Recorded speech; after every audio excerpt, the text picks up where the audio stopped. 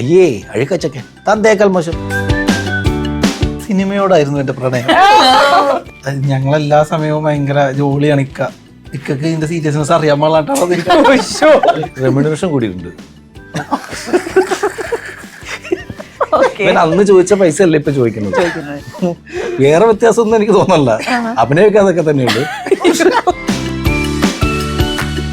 Magic മഷ്റൂമായി ടീമാണ് എനിക്കൊപ്പം ഉള്ളത്. 4 പേരെയും സ്വാഗതം ചെയ്യുന്നു. നമസ്കാരം. അതെ, എനിക്ക് ആദ്യം ചോദിക്കാനുള്ളത് നമ്മുടെ അറിയില്ലേ, എല്ലാരും പേരൊക്കെ പറഞ്ഞ് ഇൻട്രൊഡ്യൂസ് ചെയ്യണം. പുള്ളിക്കാരിക്ക് 7 മണിക്ക്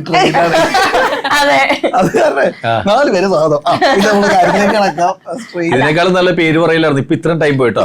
അല്ല, കറക്റ്റ് ആണ് കേട്ടോ. പറഞ്ഞതിലൊരു പോയിന്റ് ഉണ്ട്. ഞാൻ പിന്നെ തെറ്റി കഴിഞ്ഞാൽ നമ്മൾ പിന്നെയും ശരിയല്ലേ, ഇപ്പൊ സമയം പോവാ. ഓക്കെ, വേഗം കാര്യത്തിലേക്ക് വരാം. അപ്പൊ നമ്മുടെ ഋത്തിക് റോഷൻ തന്നെ വീണ്ടും ഒരു പടത്തിലേക്ക് വരികയാണ്. എങ്ങനെയാ വീണ്ടും വിഷ്ണുവിലേക്ക് എത്തിച്ചേർന്നത്? എന്തുകൊണ്ടാണ് മാജിക് മഷ്റൂമില് ഇവരത്തെ ഈ കാസ്റ്റ് ഒക്കെ ഭാഗമായത്? പോകാനുള്ള ധൃതി ഉണ്ടല്ലോ അല്ലെ? അപ്പൊ പെട്ടെന്ന് പറയാം, കാര്യം പറയാം. വിഷ്ണുവിലേക്ക് എത്തിയത് ഇതിന്റെ കഥ നല്ല രസമാണെന്ന് പറഞ്ഞിട്ട് പറഞ്ഞത് വിഷ്ണുവാണ്. എൻ്റെ ഒരു ഫ്രണ്ട് ഒരു വിഷ്ണുവിൻ്റെ അടുത്തൊരു ആകാശ് ദേവ് എന്ന് പറഞ്ഞ പയ്യൻ വന്നിട്ട് കാര്യം പറഞ്ഞിട്ടുണ്ട്, കഥ പറഞ്ഞിട്ടുണ്ട്. ഈ കഥ ഒന്ന് കേട്ടു വെക്കുമെന്ന് പറഞ്ഞ് കേട്ടു നോക്കി എനിക്ക് കൊള്ളാമെന്ന് തോന്നി. അപ്പോൾ ഇവൻ തന്നെ വന്ന് പറഞ്ഞ നായകനാണെന്ന് ഇവൻ തന്നെ ഫിക്സ് ചെയ്തിട്ട് വന്നത്. അപ്പോൾ കാരണം മാറ്റാൻ പറ്റിയില്ല, പിന്നെ അത് അങ്ങോട്ട് ഫിക്സ് ചെയ്ത്. അമർ അക്ബറിലുള്ള ഒരു പ്രതികാരം വീട്ടിലും കൂടിയിട്ടായിരുന്നു. ഞാൻ തന്നെ ചെയ്യും, അതായിരുന്നു. തൊട്ടടുത്ത പടം തന്നെ ചെയ്തില്ല. പക്ഷെ അത് കഴിഞ്ഞ് കുറെ കാലമായി. പുള്ളി അപ്പൊ ജയസൂര്യനെ വെച്ചിട്ടും അവര് ദിലീപേട്ടനെ വെച്ചിട്ടൊക്കെ ഇങ്ങനെ പടം ചെയ്തോണ്ടിരിക്കുകയാണ്. എങ്ങനെ ലോക്കിട്ടെ രാജശേഖരൻ? അല്ല, ഈ കഥ കൊണ്ട് കൊടുത്തോളൂ. സ്ക്രിപ്റ്റ് വായിച്ചു കഴിഞ്ഞപ്പോ അന്ന് തന്നെ രാത്രി ആയപ്പോഴത്തേക്ക് ഇങ്ങോട്ട് വിളിച്ച്, എടാ ഇത് നല്ല രസമുണ്ടല്ലോ, ഇത് നമുക്ക് പിടിച്ചാലോ? ഓക്കേ. രാജശേഖരുടെ കൂടെ വർക്ക് ചെയ്യുമ്പോഴത്തെ ഏറ്റവും വലിയൊരു ഒരു സന്തോഷം അല്ലെങ്കിൽ ഒരു സംഭവം എന്താ, ഒരു പ്രത്യേകത എന്തായിരിക്കും? അതെന്ന് വെച്ചാൽ ഭയങ്കര നമുക്ക് ആ ഷൂട്ടിങ്ങിൻ്റെതായിട്ടുള്ള ഭയങ്കര ടെൻഷൻ ആ പരിപാടിയല്ല. ഞങ്ങളെല്ലാ സമയവും ഭയങ്കര ജോളിയാണ് ഇക്കക്ക് ഇതിന്റെ സീരിയസ്നെസ് അറിയാൻ പാടില്ലാട്ടോ. അല്ല, ഇത് ഇവൻ പറഞ്ഞതിൽ കാര്യമുണ്ട്. എന്തറിയോ, അമർ അക്ബർ ഷൂട്ട് ചെയ്തോണ്ടിരിക്കുന്ന സമയത്ത് നമ്മുടെ സച്ചി ലൊക്കേഷനിൽ വന്ന് വന്നപ്പോൾ എല്ലാ ആർട്ടിസ്റ്റിനും കോമ്പിനേഷൻ സീൻ ഷൂട്ട് ചെയ്തുകൊണ്ടിരിക്കുക ഏലൂര് മാർക്കറ്റിൽ ഫൈറ്റ് വിത്ത് ഇത്. അപ്പോൾ പൃഥ്വിരാജിൻ്റെ ഇവരെല്ലാവരും നിൽക്കുന്ന സമയത്ത് ഞാൻ വളരെ കൂളായിട്ട് തമാശയൊക്കെ പറഞ്ഞിരിക്കുകയാണ്. അപ്പോൾ എൻ്റെ അടുത്ത് സച്ചി വെച്ച്, നിങ്ങൾക്ക് ഇതിനെപ്പറ്റി നിങ്ങളുടെ ആദ്യത്തെ പടമല്ലേ? ഞാൻ പറഞ്ഞു അതെ. ഇത്ര ആർട്ടിസ്റ്റിനെ വെച്ചിട്ട് കോമ്പിനേഷൻ സീൻ ഷൂട്ട് ചെയ്യുന്ന സമയത്ത് നിങ്ങൾക്ക് ഒരു ടെൻഷനില്ലേ? ഞാൻ പറഞ്ഞു ഇതിനൊക്കെ ഇവൻ പറഞ്ഞ അതേ സാധനം. ഞാൻ പറഞ്ഞു ഇതിനൊക്കെ കൂടുതൽ അറിയാമെങ്കിലാണ് ടെൻഷൻ്റെ അടിക്കേണ്ട ആവശ്യമുള്ളൂ.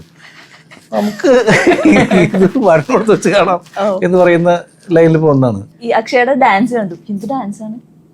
എങ്ങനെയാണ് ഇത്രയും എനർജി കൊടുക്കാൻ പറ്റിയത്? കുഴിഞ്ഞിട്ടാ പോയി. എനിക്ക് ഡാൻസ് കളിക്കാൻ ഭയങ്കര ഇഷ്ടമാണ്. അറിയാലോ, മാജിക് മഷ്റൂം. മാജിക് മഷ്റൂംസിലെ സോങ് ആണല്ലോ ഇത്. അപ്പൊ ലൈക്ക് ഇക്കയുടെ സോങ് ഭയങ്കര എനർജി ഉള്ളൊരു സോങ് ആണ്. അപ്പോൾ സ്ട്രഗിൾ ഒക്കെ ഉണ്ടായിരുന്നു. എടുക്കുമ്പോൾ മഴയുണ്ടായിരുന്നു. ഞങ്ങൾ 2 വട്ടം ഷൂട്ടൊക്കെ മാറ്റി വെച്ച് പിന്നെയും മേക്കപ്പും ഡ്രസ്സും ഇത്രയും ലൈക്ക് ഡാൻസേഴ്സും എല്ലാവരും ഉണ്ടായിരുന്നു. സ്ട്രഗിൾ ഉണ്ടായിരുന്നു. പക്ഷെ അത്രയ്ക്കും എൻജോയ് ചെയ്തൊരു സോങ് കൂടെയായിരുന്നു. അടിപൊളിയായിരുന്നു. എനിക്കൊരു പാട്ട് ഇറങ്ങി കഴിഞ്ഞിട്ട് കുറെ പേര് ഇത് പറഞ്ഞിട്ടുണ്ടാവില്ല, തകർപ്പൻ. ഞാൻ അതിൽ കമന്റ് മൊത്തം അക്ഷയ്ക്കുള്ള ഒരു കൺഗ്രാറ്റ്സ് സംഭവമായിരുന്നു അതിനകത്ത് കണ്ടിട്ടുണ്ടായിരുന്നു. അത്രയും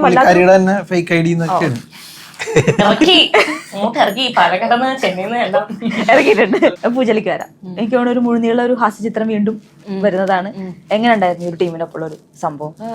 പഴയ ഒരു കഥാപാത്രത്തിന്റെ റെഫറൻസും ഞാൻ ട്രെയിലറിനകത്ത് കണ്ടിട്ടുണ്ടായിരുന്നു. നമ്മുടെ അത് അങ്ങനെ അല്ല കേട്ടോ, ഇതില് ഒരു സമയത്ത് മാത്രമേ ഉള്ളൂ അങ്ങനത്തെ. ഇപ്പൊ പക്ഷെ ഇതിൽ വളരെ സാധാരണക്കാരിയായിട്ടുള്ള ഒരു ഗ്രാമീണ പെൺകുട്ടി. ഭയങ്കര സന്തോഷമായിരുന്നു ഈ ഒരു ടീമിൻ്റെ കൂടെ. എന്താ വെച്ചാൽ ഒത്തിരി സെറ്റിൽ ഭയങ്കര രസമാണ്. ഇപ്പം നമ്മൾ എവിടെ അഭിനയിക്കാൻ പോകുമ്പോൾ ഈ സെറ്റിലെ ആൾക്കാരായിട്ടുള്ള നമ്മുടെ ഓഫ് സ്ക്രീൻ കെമിസ്ട്രി ഈ ക്യാമറയുടെ ഫ്രണ്ടിൽ വന്ന് അഭിനയിക്കുമ്പോൾ നമുക്കത് കുറേ കൂടെ ഈസി ആക്കും. അപ്പോൾ ഇത്രയും രസമുള്ള ആൾക്കാരുടെ കൂടെ ഇൻട്രാക്ട് ചെയ്ത് ആ ഒരു സൗഹൃദം എന്തായാലും ഹെൽപ്പ് ചെയ്തിട്ടുണ്ട്. പിന്നെ എനിക്ക് ഭയങ്കര എക്സൈറ്റിംഗ് ആണ് സിദ്ധാർത്ഥിൻ്റെ പേരായിട്ട് അഭിനയിച്ചത്. അപ്പോൾ അതും ഒരു എക്സൈറ്റിംഗ് ആയിട്ടുള്ള കാര്യമായിരുന്നു. അപ്പോൾ രസമുള്ള കുറേ സീൻസ് ഉണ്ട്. എനിക്ക് തോന്നുന്നു ഇതിൽ അഭിനയിച്ചിരിക്കുന്ന എല്ലാ ആൾക്കാർക്കും വന്നു പോകുന്ന ആൾക്കാരാണെങ്കിൽ പോലും അവർക്ക് ഷൈൻ ചെയ്യാൻ പറ്റുന്ന പോലത്തെ ഒരു സ്പേസ് ഉള്ള പടമാണ്. അങ്ങനെ പിന്നെ എന്തായാലും എനിക്കൊന്ന് ഇക്കയുടെ തന്നെ ഒരു വ്യത്യസ്തമായിട്ടുള്ള ഒരു ഫിലിം മേക്കിങ്ങും കാര്യങ്ങളൊക്കെ ഉള്ള ഒരു പുതുമ ഉണ്ടാവും അതില്. വിഷ്ണുവിനോട് ചോദിക്കാനുള്ള വീണ്ടും ഒരു കാമുക വേഷം അണിയാണ്. അപ്പൊ ലൈഫിൽ എത്രത്തോളം വലിയൊരു കാമുകനായിരുന്നു? സിനിമയോടായിരുന്നു എന്റെ പ്രണയം. ഇനി ശരിക്കും ആൻസർ കുഴപ്പമില്ല, നമ്മൾ ആദ്യം അത് കൊടുക്കാം, എന്നിട്ട് രണ്ടാമത് ഇനി കറക്റ്റ് ആയിട്ട് പറഞ്ഞോളൂ. ഞാൻ ഒരു ഭാര്യയും 3 കുട്ടികളുമായിട്ട് സമാധാനമായിട്ട് ജീവിക്കുകയാണ്. ഓക്കെ, ശരി. അപ്പൊ അതുകൊണ്ട് ഞാൻ അതിലേക്ക് അധികം പോകുന്നത്. നാദിഷൊക്കെ പറഞ്ഞു, നാദിഷക്ക് എത്ര വലിയൊരു കാമുകനായിരുന്നു ഞാനാ? അന്ധകാലത്ത് എനിക്ക് ഭയങ്കരമായിട്ട് ഇഷ്ടമൊക്കെ തോന്നിയിട്ടുണ്ട്, പക്ഷെ തിരിച്ചിങ്ങോട്ട് ഇഷ്ടം തോന്നുന്നേ. അങ്ങനെ ഒരു കുഴപ്പമുണ്ടായിരുന്നു. അത് ഞാൻ പഠിച്ചൊക്കെ ബോയ്സ് സ്കൂളാണ്. അപ്പൊ അത് കാരണം ബോയ്സിനോടാണ് ഇഷ്ടം. ബോയ്സ് സ്കൂളിലായിരുന്ന ഈ നമുക്ക് സംസാരിക്കാനൊക്കെ കോളേജിലൊക്കെ ചെല്ലുമ്പോഴേ എന്നൊക്കെ ഈ നമ്മുടെ ബീന ആന്റണിയൊക്കെ വന്നിട്ട് റാഗ് ചെയ്തിട്ടുണ്ട് ആ സമയത്തൊക്കെ വന്നിട്ട്. കാരണം ഞാൻ പഠിക്കുന്ന സമയത്ത് ഞാൻ ഭയങ്കര ഷൈ ആയിരുന്നു. എനിക്ക് അങ്ങനെ സംസാരിക്കാനൊക്കെ ഭയങ്കര മടിയായിരുന്നു. അപ്പോൾ ഞാനന്ന് ഇലക്ഷന് SFIയുടെ കാൻഡിഡേറ്റായിട്ട് നിൽക്കുന്ന സമയത്തൊക്കെ വന്ന് ഫസ്റ്റ് PDCയിൽ ഒരു പാട്ട് പാടി എന്നൊക്കെ പറഞ്ഞിട്ട് വോട്ട് ചോദിക്കാൻ ചെല്ലുമ്പോഴേ എന്നെ അവിടെ പിടിച്ചിരുത്തി പാട്ടൊക്കെ പഠിക്കുമല്ലോ. അങ്ങനെ അപ്പോൾ ഭയങ്കര ഷൈ ആയിട്ടുള്ളത്. അതിൽ നിന്ന് പിന്നെ പതുക്കെ മാറിയാണ് ഇപ്പോൾ ദൈവം അനുഗ്രഹിച്ചിട്ട് ഇപ്പോൾ ഇങ്ങനെയെങ്കിലൊക്കെ നമ്മൾ ഞാൻ ഒരു ഇങ്ങനെ എനിക്ക് സംസാരിക്കാൻ ഈ പണ്ട് പറഞ്ഞ പോലെ ഭയങ്കര മടി ഉള്ള കൂട്ടത്തിലായിരുന്നു. സ്റ്റേജിലൊക്കെ പെർഫോം ചെയ്യും, പക്ഷെ ആക്ടറിലേക്ക് വന്നില്ല. അതെ, കാമുകനെ അതെ അതില്ല തോന്നിയെങ്കിൽ അത് പറയാനായിട്ടുള്ളൊരു ധൈര്യം വന്നില്ല, അതാണ് പറഞ്ഞത്. ചങ്കൂറ്റം ഉണ്ടായില്ലടാ, അത് തന്നെ കാര്യം പറയാനായിട്ടുള്ള. ഈ നമ്മൾ കുറെ റെഫറൻസുകൾ നമ്മൾ ഇതിനകത്ത് കണ്ടല്ലോ. ഈ ജോമു വന്നിട്ടുണ്ട്, പിന്നെ ശാന്തിവിള റെഫറൻസ് കുറെ വന്നിട്ടുണ്ട്. ഇതൊക്കെ ഇതിന്റെ ഭാഗമാക്കാനുള്ള ഒരു സംഭവം എന്തായിരുന്നു? ശാന്തിവിളയുടെ ഒക്കെ ഡയലോഗ് ഇതിനകത്ത് ഉണ്ടായിരുന്നതാണ്. പയ്യനൊക്കെ എഴുതി വെച്ചാൽ ആ സ്ക്രിപ്റ്റ് എഴുതി വെച്ചിരിക്കുന്നത് അതിനകത്ത് തന്നെ ഉണ്ടായിരുന്നു. അപ്പോൾ പക്ഷെ അത് ശാന്തിവിള തന്നെ ചെയ്യാൻ ഞാൻ പറഞ്ഞാൽ അത് ശാന്തിവിളനെ കൊണ്ട് വിളിച്ചിട്ട് ചെയ്യിപ്പിച്ചാലോ, അത് ചെയ്യൂ. ഞാൻ പറഞ്ഞു നോക്കാം നമുക്ക്, പക്ഷെ അദ്ദേഹം ചെയ്യാന്ന് പറഞ്ഞ കാരണമാണ് നമ്മൾ തമ്മിൽ ഈ ചോദ്യം ചോദിക്കേണ്ട അത്രയും ഇത് വന്നത്. അതല്ലേ ഇപ്പോൾ വേറൊരു ആക്ടറാണ് വന്ന് ചെയ്യണമെങ്കിൽ അത് ഇമിറ്റേറ്റ് ചെയ്തതിന്. അപ്പോൾ ആ ഒരു ട്രോൾ അദ്ദേഹത്തിനെ കൊണ്ട് തന്നെ ട്രോൾ ചെയ്യിക്കാന്ന് പറയുന്നതന്നെ. അപ്പോൾ അത് സംഭവിച്ചു, അദ്ദേഹം കൂടി സമ്മതിച്ചു.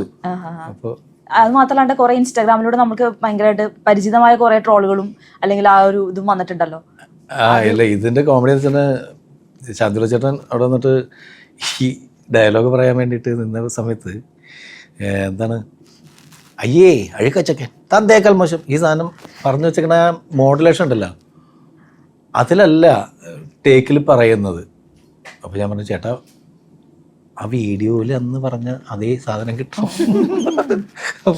പണ്ടപ്പോൾ അതിന് എനിക്ക് ഓർമ്മ എന്താണെന്ന് അറിയാമോ, ഞങ്ങൾ ഈ കാസറ്റൊക്കെ ചെയ്യുന്ന സമയത്ത് കൊച്ചിൻ നിഫിക്കയുടെയും ഇന്നസെൻ്റ് ഏട്ടൻ്റെയൊക്കെ ശബ്ദം ചെയ്യുന്നത് ജോഷിയാണ്, കലാഭവൻ ജോഷി എന്ന് പറയുന്ന മ്യൂസിക് ആർട്ടിസ്റ്റ്.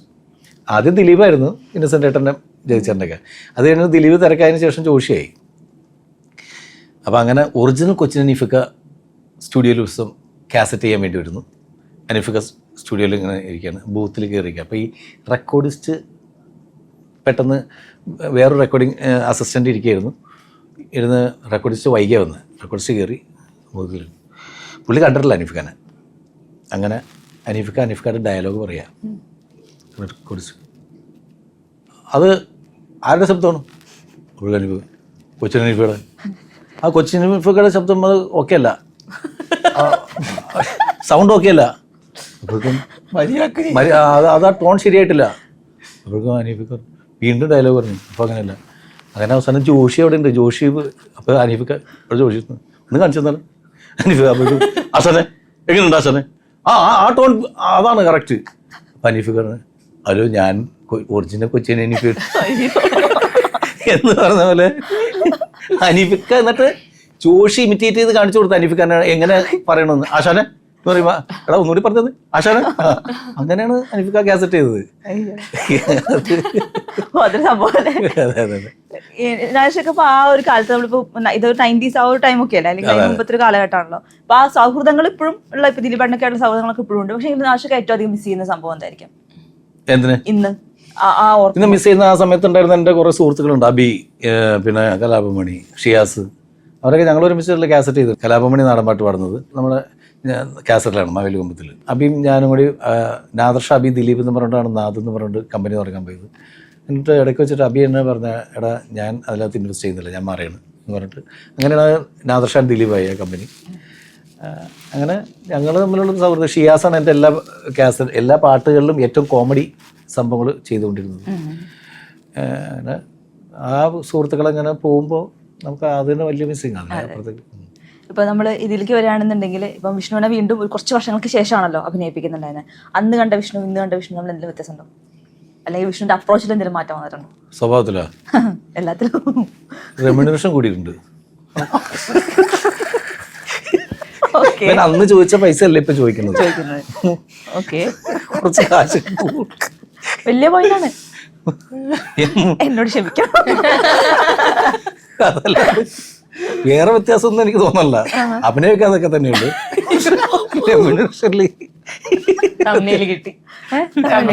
കിട്ടി ചോദിക്കാൻ വരായിരുന്നു. ഇവിടെ എന്തെങ്കിലും വ്യത്യാസം ഉണ്ടോ ചോദിക്കാൻ വരായിരുന്നു. തന്നെയാണ്.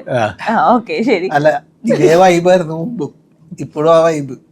അതാണ് ഇതിന്റെ ഏറ്റവും വലിയ സന്തോഷം. ഒരു പടം എടുക്കുന്ന സമയത്ത് ഇപ്പൊ ഈ പറഞ്ഞ സൗഹൃദങ്ങളുടെ കുറെ സൗഹൃദങ്ങളുണ്ടല്ലോ, അതിൽ എല്ലാവരും അല്ലെങ്കിൽ കുറച്ച് പേരെ എന്തായാലും ഉൾക്കൊള്ളിക്കാൻ നോക്കാറുണ്ടോ പടത്തിനകത്ത്? അതോ കഥാപാത്രത്തിനനുസരിച്ചിട്ടാണോ?